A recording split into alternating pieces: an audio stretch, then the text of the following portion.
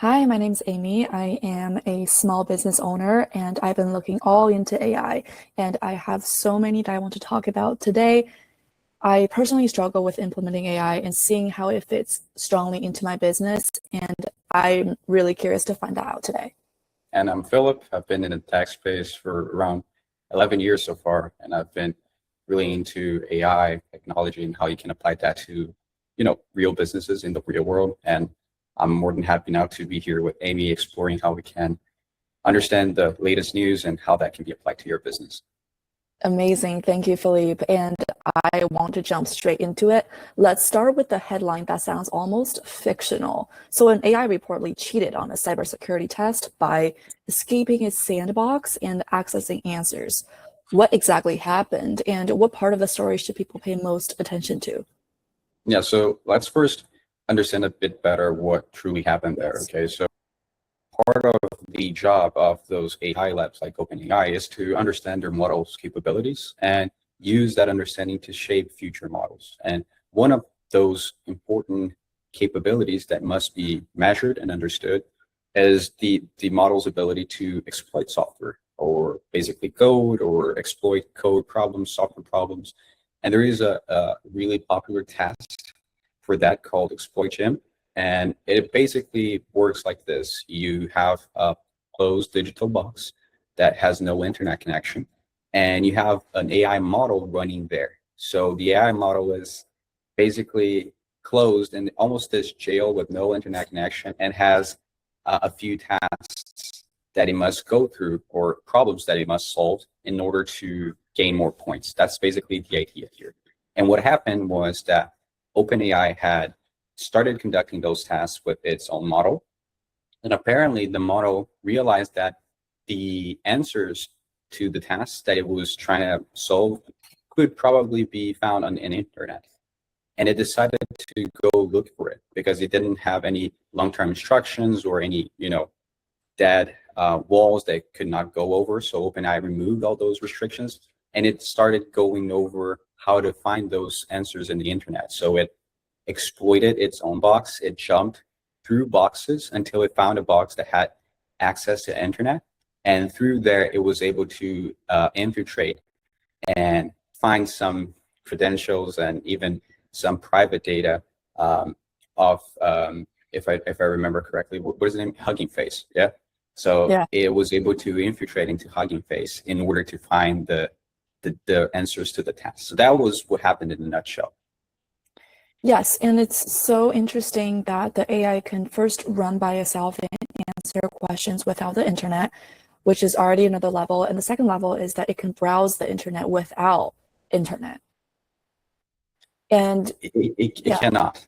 It Oh, cannot okay. browse the internet without internet, and this is important. So the task was trying to solve problems without internet access, and Right. OpenAI placed the model within a box that had no internet access to do that, and it was able to exploit. It was able to get outside of that box, find a Whoa. box that had internet access, and then use that to infiltrate to Hugging Face infrastructure.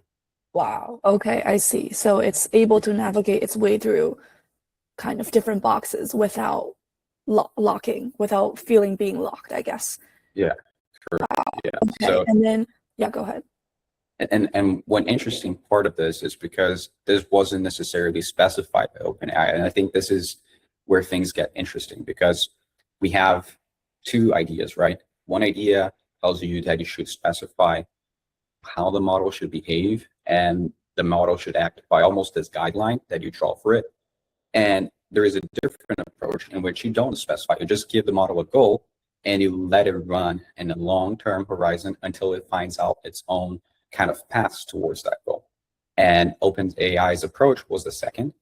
And that is kind of like getting outside of the box and exploiting Hugging Face infrastructure was almost like its path, the path that it found out. It was never instructed to cheat. It was just the best, most optimal path it found out. Yeah, I see. So you're talking about specification, and this is called specification gaming, right? Rather than malice. Yeah, the idea was I want to get a Yes. high score on a Yeah. test, and I think the answers are on the internet. Let me try to find those answers and the result of that was exploiting Hugging Face. Yeah, and it's crazy how a system following instructions such as specification gaming will still produce a very, very alarming outcome. And this led to Congress responding with a proposed AI Kill Switch Act, which is the incident that inspired it, may fall under a red teaming exemption. What would this legislation have actually covered the event it was created in response to, do you think? Yeah, no, so it's important for us to clarify that this is a bill, it's not law. And it was meant to basically give the government ability to basically impose the necessity of shutting down a model if a model oversees specific requirements. For example, being, if I remember correctly, $100 million over in training costs and things like that. So it gives government ability to basically shut down those models if necessary. Of course, that, as you said, is not meant for red teaming, which was exactly what happened here. And for those that are listening and don't know what that means, is basically when you have good people that are specialists in cybersecurity and they go undercover, almost like bad people, trying to test the system. So they're not trying to hack anyone, like OpenAI's model was. The model wasn't necessarily instructed to do that, but it ended up doing it. So that was the red teaming. And the question is, would that act even apply to this OpenAI case? And it looks like it wouldn't. So. Yeah, and I remember reading that the CEO of Hugging Face named this the first day of cybersecurity in AI space, which was very interesting. And so this story about AI that broke out of a sandbox showed why businesses must control what AI systems are allowed to do.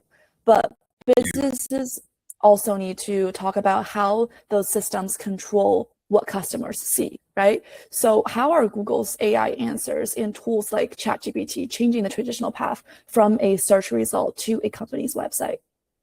Before going there, I just want to highlight a few other things here, because I think there are true insights that we can get from here. So the first one is that at the end of the day, AI agents, they work pretty much like people, but if people were more like literal.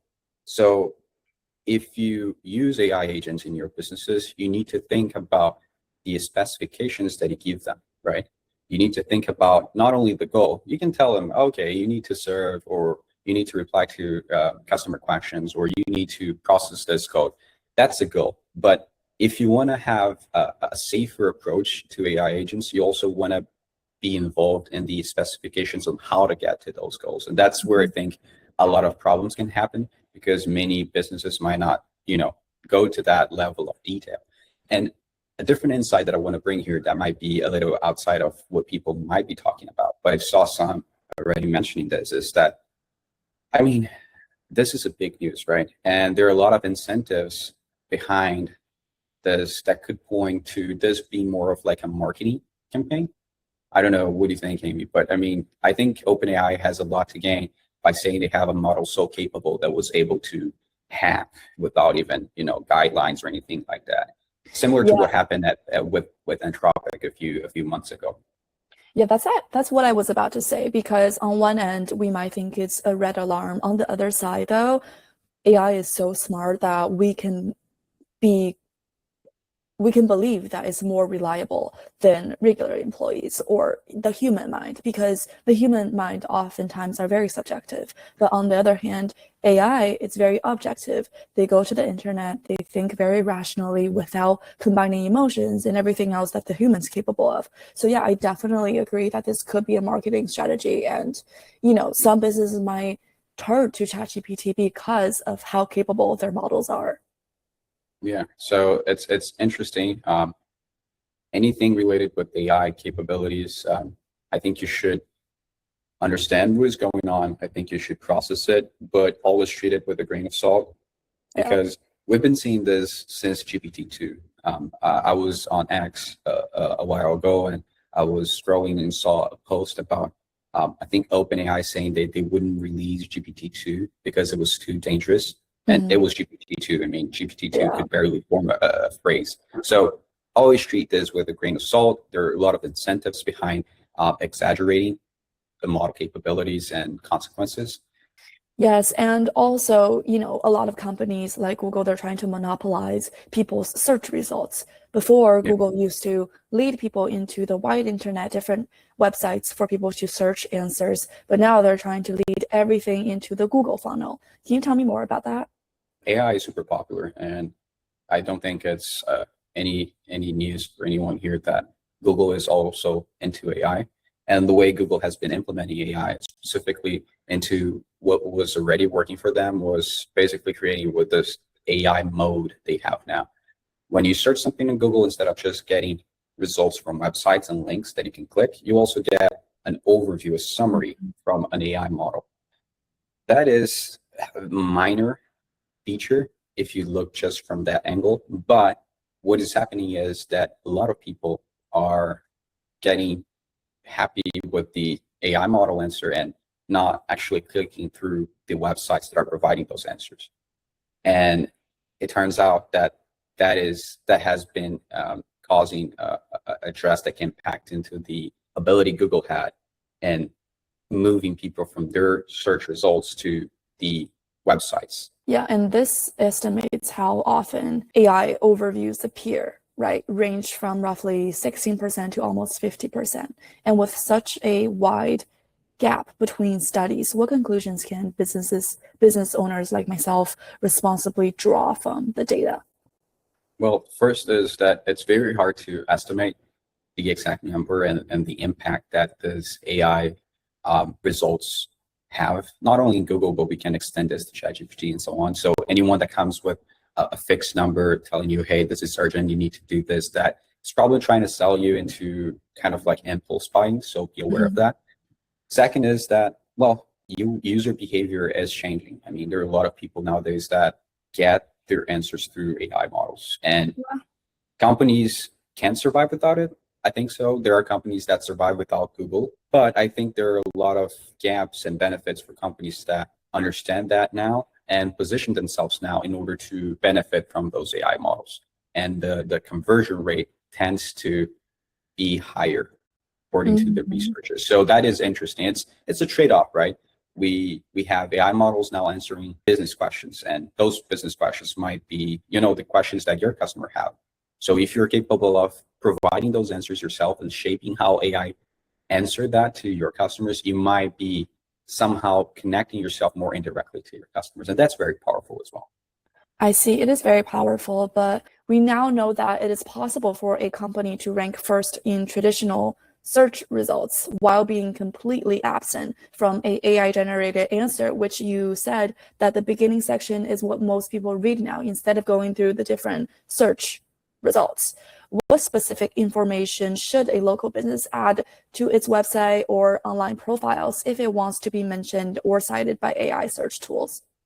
Yeah, there are a few topics that we can go over here. And I want to give like a brief list. The first one is thinking in terms of questions your target audience asks and writing pages about the answers to those questions. And be as specific as you can and provide as much opinion, as expert opinion about the answers as possible. Second is consistency. It's really important for you to keep those pages up to date. AI values consistency a lot, and it's important that those pages are updated because you want to make sure that the model ingests the right information at the right time and provide that to the end user. Reviews is also important. I think that the ideal number should be at least 20. That's when you start mattering for those systems and trying to get that as frequent as possible as well. Then, of course, that also applies to the old Google results ideas, but getting cited, getting mentioned by popular sources like news portals, that is really important as well. And one quick fix that you can apply now to your website is just ask about how they found you, right? If you have a booking form or calendar, you can ask if they found you on Google search or ChatGPT or Google AI mode. You can start asking those questions right now, and that will give you a better understanding from where those people are coming from. Yeah, regarding that, I actually realized a lot of different websites links, have started asking questionnaires of how you discovered us through Instagram or Google search or whatever it may be. So that's definitely a very, very helpful point. And thank you so much for listing out the specifics for small business owners like me. I will definitely be asking more customers to write Google reviews and obviously responding to them in a very way that might capture AI agents' attention. And yes, we just discussed how AI systems decide which public information customers see, and thus businesses have to respond to that. And the next issue is what happens when information people believed was private suddenly becomes searchable. How did shared Claude, ChatGPT, and Grok conversations end up appearing in public search results? Two important news, and they are kind of related, and you will understand why. The first one is that a lot of people, they misunderstood what public sharing means instead of privately sharing. And they've been creating public shareable links of their conversation with their preferred chat agent, AI agent, and sharing that with other people. Okay, no problems there. The problem is that whenever you create a shareable chat, you're also creating a publicly visible web page, and that web page gets indexed by search engines like Google. And it turned out that a lot of people have been searching for, we're using specific key phrases on Google for those chats, and they are showing up a lot. And a lot of them contain really important information like lawyers, legal data, even health-related data. And that leads me to a second and kind of related news, because in the same week, OpenAI has publicly released, I believe it's called Health in ChatGPT, to all US adults. And that allows you to connect your data, like, for example, Apple's health app metrics into ChatGPT, and allows you to have a better understanding of your health, ask questions, and so on.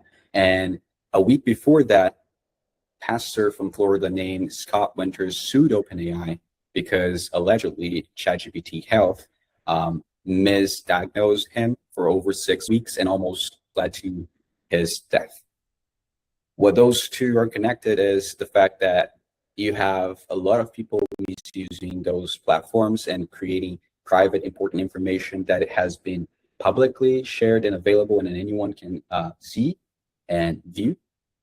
And at the same time, ChatGPT having access to very important, crucial health-related information from users that could potentially leak them. And so it's really, really important for you to be aware of what you are creating, how you're sharing that with people. Yeah, and the story you told about Scott Winters, it is still just an allegation. They don't have any decisions yet. And knowing that there's not any defined fine line where companies can draw between safe AI uses such as administration or explaining medical language and high-risk uses such as diagnosis, urgent triage, or handling patient data. Is there any specific or vague things we can follow or refer to avoid these type of dangerous situations where we believe in AI, but then AI leads us down the wrong path that might lead to death, symbolically or literally? Definitely, yeah. Any kind of decision, and this is how I would judge this. Any decision that is irreversible and has real consequences should have a human in the loop, and ideally a specialist.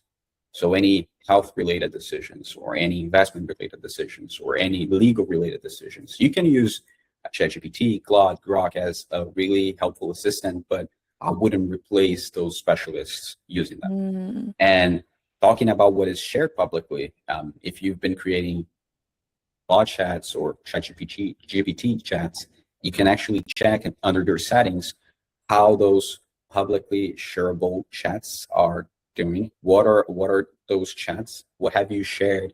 And you can delete right now what you think shouldn't be at Google and people accessing it. And that's what I would do right now. Oh, wow. Okay. And I think it's also super important to train employees, right? For example, you said if it's a make or break decision, employees must know that to not ask those questions, because sometimes employees don't know how to define what one question might lead to a decision that might destroy something even bigger. And the privacy story showed how employees can create new risks without even realizing they're changing a company process. And we are something similar with job responsibilities, right? Employees are quietly using AI to perform work that once belonged to another department. Is that mainly a productivity gain, or is it unrecorded change? and Well, in how company operates?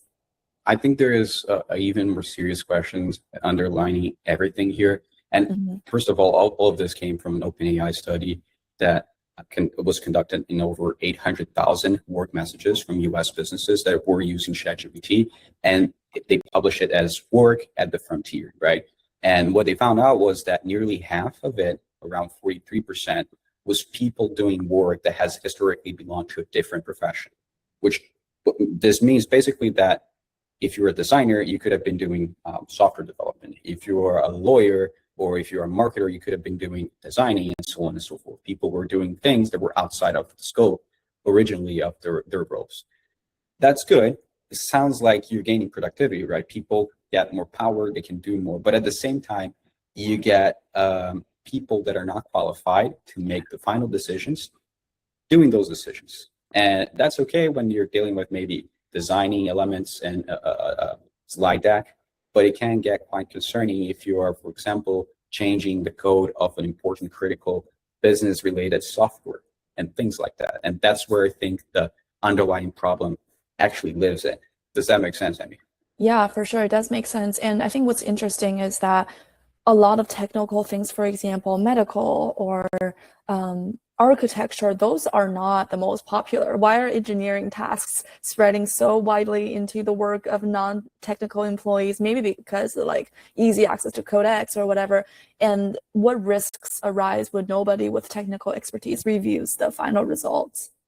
Yeah, so it's interesting that studies show that engineers cross over the least, but the engineering task is the kind of task that is being done by everyone the Yeah. most, right?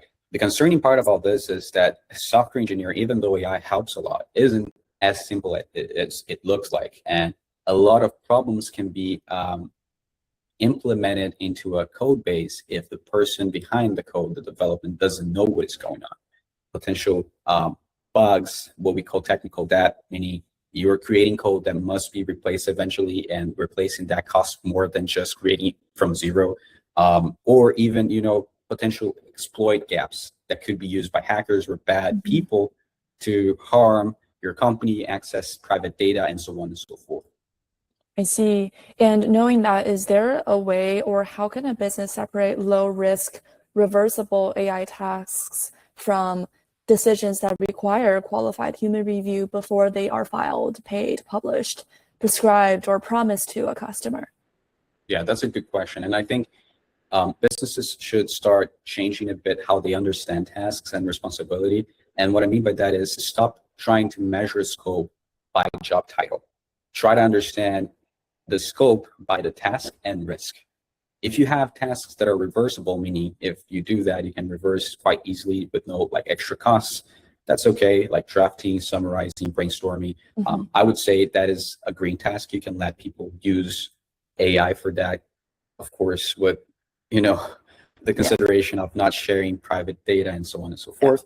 But if you have irreversible tasks, I would classify those as red, and I wouldn't let just anyone do that. And most importantly, I would have a qualified human reviewer, specifically specialist in the domain of that task, review and approve the end of that task. We need people that are responsible for the outcomes. AI cannot be responsibilized. You need someone that sits there and say, hey, if this goes wrong, I am the one that should be blamed for. And I think that's what Wow. people should be looking for. Does that make sense? Yeah, for sure. And I think this just leads to knowing that there needs to be a group of people within the organization or one specific person within the organization being the scapegoat and saying that, I am responsible for this and I'm responsible for training what the employees are allowed to do, able to do, as well as training the AI or the usage of AI within the Yeah. workspace. Yeah. Tasks And like tasks like file signatures, any yeah, legal, tax, payroll, anything like that. You can have people using AI to better understand and improve their like productivity related to those tasks, but you should have a qualified human reviewer that is responsible for the outcome of those tests. And I wouldn't question that. You should also understand how you manage that at the SOP level, right? You should update that. You should update the job descriptions and think more in terms of task and risk scope, as I said before. I see. Okay. Yeah, so we just talked about employees attempting a much wider range of work with AI, and that has gone a little bit out of control, and we need specific protocols to manage that. And at the same time, Google and Anthropic are making that work considerably cheaper. How does falling model prices change what AI use cases are economically realistic for small businesses? Yeah, we have a very strong competition between the leading AI labs, especially now moved and powered by the AI open source models. Mm-hmm. And all of that is, at the end, decreasing the cost of intelligence, right? You have Gemini 3.6 Flash, you have that at $1.50 per million input tokens, $7.50 per million output tokens. You have Opus 5 from Anthropic that on benchmarks, and a lot of people say, trust me, benchmarks, is on par to Fable 5 in many areas, even better, and it's considerably cheaper. That to the end user means doing things better, more reliably, smarter, more complex for longer, cheaper, right? So things that used to take a lot of money, like for example, designing something with Fable is great at designing, could be theoretically accomplished by Opus 5, a much cheaper model, almost the same quality level. Just giving you a quick example, but yeah, you can apply that for basically anything. I see now why cost per approved result is more useful measure than an advertised, cost Yeah. per million tokens. And so when vendors publish impressive benchmark results, what should a company test internally before deciding that one model is actually better for its own work? Yeah, that's where the ability to judge the model's outputs becomes really important. There is a very popular and growing branch of, I would say, software engineering, prompt engineering, which is the evaluation of the output, the harness, and how you use that model. It's hard. If your business will depend more and more on AI, it's hard for you to do that without understanding how to judge, how to evaluate what is good, what is bad, what is positive, negative for your case studies. So having that understanding, the ability to judge, to measure, it's going to be what should determine for your own company if a model is good at the end of the day or not. Instead of just, as you said, benchmarks published by the vendor. Okay, and yeah, so there's a two-tier system work in practice, right? So how does a two-tier system work in practice where a cheaper model handles routine volume and a more capable model handles exceptions, sensitive work, or anything customer facing? Like how does a two-tier system work? Yeah, so a really good idea for controlling costs with tokens and AI, but also getting the same kind of.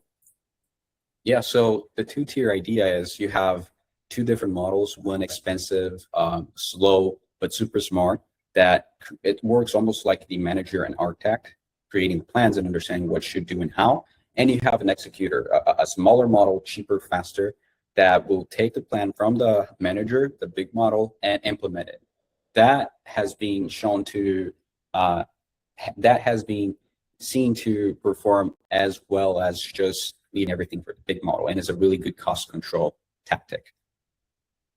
I see. So across all these stories, the takeaway is very clear. AI is becoming more capable, more affordable, and more embedded in everyday business. But the companies that benefit most will be the ones that pair speed and experimentation with clear controls, human oversight, and accountability. Thank you so much, Philippe, for giving me all the answers to the amount of information we have this week. It was great, and hope to see you next week.